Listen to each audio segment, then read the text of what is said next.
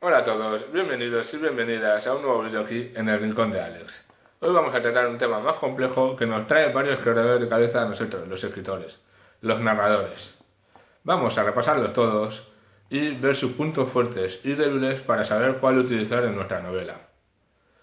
Podemos diferenciarlos entre externos e internos, también llamados como primera persona o tercera persona.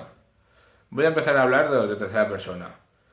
Estos narradores no forman parte de la historia, sino son una voz externa de cuya existencia e identidad desconocemos. Se pueden diferenciar en tres tipos: omnisciente puro, omnisciente sobre solo un personaje, o cámara, también llamado narrador externo. El omnisciente puro es la figura como un narrador, una especie de narrador dios. Lo sabe todo sobre todos los personajes y sobre la historia. Incluso sabe detalles del propio personaje que incluso él mismo desconoce, como por ejemplo el futuro o si padece alguna enfermedad. Puede moverse por todos los pensamientos de todos los personajes o sentimientos, puede ser omnipresente si lo desea y puede moverse en el tiempo y el espacio a su antojo. Puede juzgar y puede opinar. Es el más utilizado en toda la historia de la literatura y también en la actualidad. Pasamos al siguiente, el omnisciente sobre solo un personaje. Poco que decir sobre este porque es como el anterior, pero solo sobre un personaje, es decir, lo sabe todo sobre ese personaje, pero no puede saber nada sobre los demás ni meterse en la mente de ninguno de los otros personajes. Tampoco puede transportarse a otros lugares al mismo tiempo o lugares en los que no esté ese personaje. Es decir, solo sigue a ese personaje. Por último tenemos el cámara o narrador externo. Este, como su nombre indica, es como si grabásemos con una cámara de vídeo. Se limita a mostrarnos las acciones, no puede entrar en la mente de ningún personaje ni tampoco puede juzgar. Este narrador viene bien para que el lector saque sus propias conclusiones sobre los personajes o lo que está sucediendo. Debe ser bastante detallista, ya que no tenemos ese mundo interno de los personajes ni sentimientos. El lector necesitará de esos detalles para poder llegar a esa profundidad. Pasamos a los de primera persona, también llamados internos. Estos los podemos diferenciar entre el protagonista y el testigo. Como veis, este narrador sí que forma parte de la historia y tiene una implicación bastante más importante en la historia que el narrador en tercera persona. El testigo o secundario viene a ser un personaje que no es el protagonista, pero que conoce la historia y conoce muy bien al protagonista. Este narrador sigue siempre al protagonista, pero no puede, o sea, sigue al testigo que sigue al protagonista, pero hay que tener cuidado con darle demasiada importancia, pues ese personaje no es el protagonista de la historia.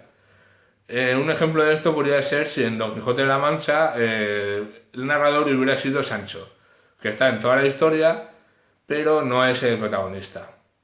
El lector siente este narrador más cercano, como si le contase la historia al oído. Este narrador no puede saberlo todo, porque es un personaje. No puede tampoco estar en más sitios en los que no esté su personaje.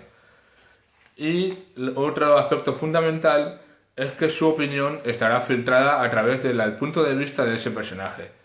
Esto puede llevar cosas buenas y cosas malas, ya que todo estará visto a través de los ojos y la opinión de este personaje. Si el personaje que elegimos para contar la historia es un personaje aburrido, la historia puede acabar siendo aburrida, por su tono y por su punto de vista.